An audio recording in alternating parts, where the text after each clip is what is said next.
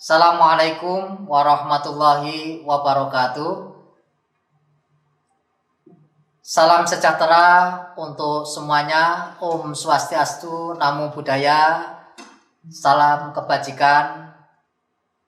Kepada yang terhormat Kepala Dinas Pendidikan Kota Salatiga, Ibu Zuni Ambarwati Sarjana Hukum. Yang saya banggakan, anak-anakku ini yang sedang mengikuti masa pengenalan lingkungan sekolah atau MPLS tahun ajaran 2021-2022 untuk SD, SMP sekota Salatiga. Ya, sebelum kita mulai, perkenalkan dulu ya, dalam kesempatan ini bersama saya Sutomo, agen penguatan karakter Puspeka Kemendikbudristek, yang akan menyampaikan materi berkaitan dengan sosialisasi penguatan profil pelajar Pancasila dalam menyongsong generasi Indonesia Emas 2045. Oke anak-anakku, ini sebelum kita lanjutkan materi, maka kita yel-yel dulu ya. Jadi yel-yelnya biar semangat, imunnya kuat dan sehat. Jangan dikira di rumah tidak semangat, ya di rumah harus semangat. Maka ikuti gerakan Pak Tomo ini. Ayo, kalau Pak Tomo bilang, siapa kita? Indonesia. Siapa kita? Pelajar Pancasila. Salam, cerdas, berkarakter. Oke. Ini yel-yelnya ya. Ini harus, kalau belum hafal nanti diulang-ulang. Siapa kita? Indonesia. Siapa kita? Pelajar Pancasila. Siapa kita? Pelajar Pancasila. Salam, cerdas, berkarakter. Nah, itu nanti bisa menjadi motivasi kita untuk mengingat profil pelajar Pancasila dengan yel-yelnya yang Pak Tomo sampaikan.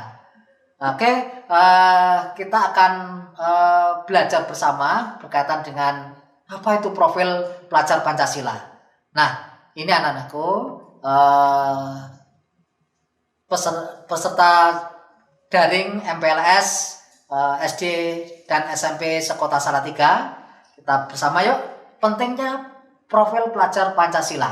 Nah, ini ada 6 karakter profil pelajar Pancasila. Yang pertama yaitu beriman, bertakwa kepada Tuhan Yang Maha Esa dan berakhlak mulia. Yang kedua, berkebinekaan global. Ketiga, bergotong royong. Yang keempat, kreatif. Kelima, bernalar kritis. Dan yang terakhir, keenam, mandiri. Nah, dari 6 karakter ini tentunya kita semangat untuk mempraktekkan, ya, untuk mengimplementasikan dalam kehidupan kita sehari-hari. Oke, selanjutnya anak-anakku, mari kita cermati bersama. Bagaimana yang pertama tadi, beriman, bertakwa kepada Tuhan Yang Maha Esa dan berakhlak mulia. Nah, tentunya mari kita pahami bersama. Pelajar Indonesia yang berakhlak mulia adalah pelajar yang berakhlak dalam hubungannya dengan Tuhan Yang Maha Esa.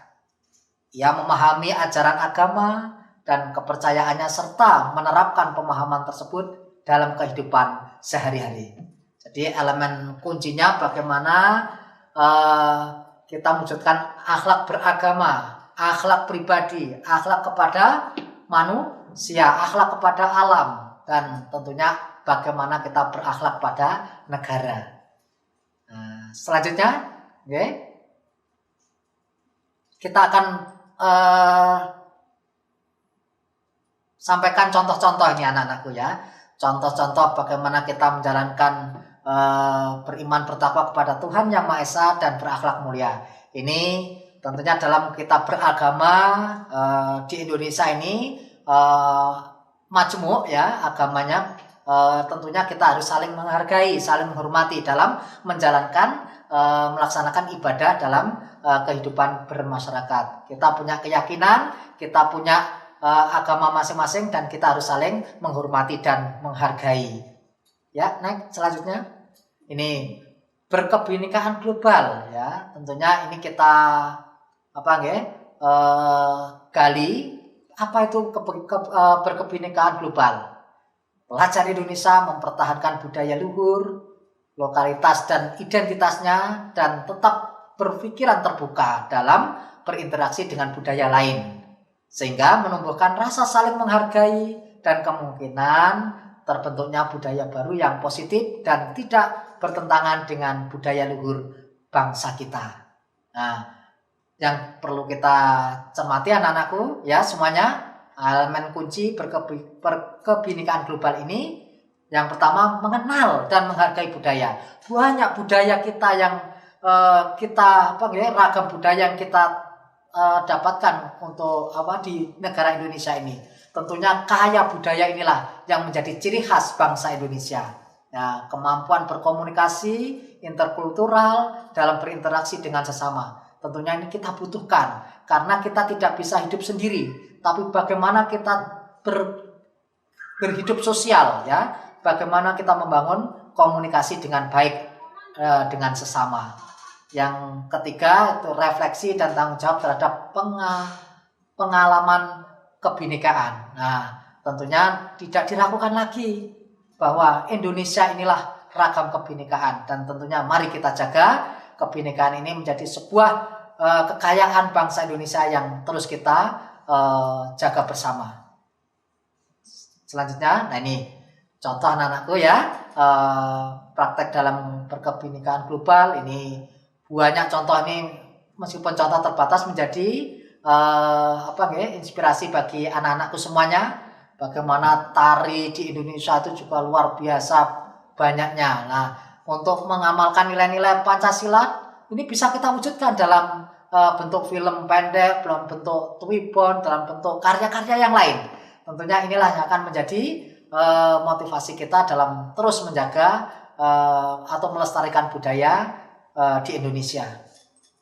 Nah, yang ketiga, karakter gotong royong. Nah, ini sudah sejak kecil ya, sejak kecil Pak Tomo sudah mengenal ini ya, bagaimana mempraktekkan gotong royong itu ya. Pelajar Indonesia harus memiliki kemampuan gotong royong ya, ini baik di rumah, terutama yang saat ini pandemi ya anak-anakku ya. Pandemi ini tidak menghalangi kita untuk bagaimana mendukung keluarga kita, lingkungan kita dalam melakukan gotong royong. Nah, bentuk gotong royongnya ini macam-macam, apalagi di pandemi ini harus hati-hati ya. Mari kita terus kobarkan semangat gotong royong itu, yaitu dengan kemampuan untuk melakukan kegiatan secara bersama-sama dengan sukarela agar kegiatan yang dikerjakan dapat berjalan lancar, mudah, dan ringan. Ini bisa kita lakukan di keluarga, di masyarakat, atau dalam kehidupan bersosial. Nah, ini bagaimana kita mampu berkolaborasi, kepedulian yang tumbuh pada diri kita, dan berbagi itu sudah melekat pada diri kita. Nah, ini kita memang jelas ya, tidak bisa hidup sendiri, tidak bisa hidup ya seorang diri, tapi kita adalah makhluk sosial. Kita harus mampu melakukan ya, beradaptasi, berkolaborasi dengan sesama teman-teman kita atau saudara-saudara kita. Nah, ini contoh-contoh, ini juga banyak contoh lain yang tentunya anak-anak juga sudah banyak melakukan praktek-praktek gotong royong di rumah maupun di lingkungannya, di lingkungan sekolah masing-masing. Selanjutnya anak-anakku, mandiri. Nah, ini sebuah karakter yang harus kita tanamkan pada diri kita. Pelajar Indonesia merupakan pelajar mandiri, ya, yaitu pelajar yang bertanggung jawab atas proses dan hasil belajarnya. Nah, mari kita pahami bersama bagaimana kita membangun kesadaran akan diri dan situasi yang dihadapi. Nah, yang kedua, regulasi diri, yaitu bagaimana kita mengatur diri kita. Nah, anak-anakku, dalam kondisi pandemi COVID-19 ini tentunya bagaimana kita tertantang untuk menanamkan pada diri kita, kita siap untuk mandiri dan siap untuk melakukan yang terbaik untuk diri kita sendiri. Nah, tentunya mari kita ingin dalam proses belajar mengajar di masa pandemi yang tentunya antara ada yang daring, ada yang luring. Tentunya ini kita harus saling memahami, saling memberikan motivasi dan tentunya punya semangat yang sama dalam mengatasi pandemi ini. Saya yakin anak-anakku yang hebat ini ya, anak-anakku yang luar biasa ini, generasi Indonesia Emas 2045 ya kalian ya. Insya Allah kalian adalah sosok yang mandiri dan siap menghadapi situasi kondisi yang saat ini tentunya kita hadapi pandemi saat ini. Ya, silahkan ini. Masih ingat ya, ketika kita masih bersama sebelum pandemi itu kan ada kegiatan pramuka, ini ada polcil. Itu kalau saat pandemi sekarang ya pada sendiri itu, ya. Sendiri ngerjakan sendiri, bertanggung jawab sendiri, menyelesaikan sendiri. Tapi itulah karakter yang harus kita tanamkan pada diri kita, mandiri. Ya. Dalam suatu kondisi apapun kita harus siap mandiri. Ya. Nih selanjutnya yang kelima anak-anakku, bernalar kritis. Nah, bernalar kritis. Nah, tentunya pelajar yang bernalar kritis ini mampu secara objektif memproses informasi baik kualitatif maupun kuantitatif. Ini membangun keterkaitan antara berbagai informasi, menganalisis informasi, mengevaluasi dan menyimpulkannya. Nah ini, saya yakin anak-anakku ya, anak-anak pelajar yang profil pelajar Pancasila ini insya Allah ya sangat luar biasa dalam kita menjalankan berpikir kritis ini, harus bernalar kritis ini harus kita tanamkan pada diri kita. Ya diantaranya bagaimana memperoleh dan memproses informasi dan gagasan. Nah tentunya ini anak-anakku tantangan kita saat ini. Teknologi adalah luar biasa saat ini. Menguasai di era teknologi ini, menguasai kita semuanya. Ya, dengan teknologi ini semuanya serba cepat, semuanya serba ya bisa kita lihat, bisa kita rasakan dalam mengikuti perkembangan teknologi ini. Tapi mari kita betul-betul bagaimana mampu menganalisis dan mengevaluasi penalaran secara kritis. Nah ini kemudian inilah contoh anak-anakku.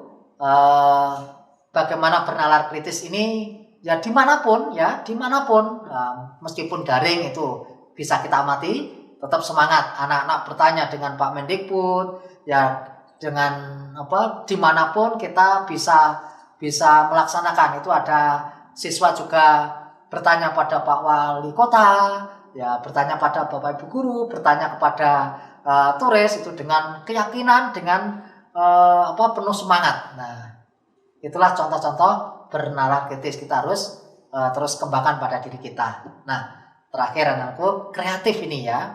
Nah, saya yakin anak-anak semuanya adalah anak-anak yang hebat, luar biasa, kreatif.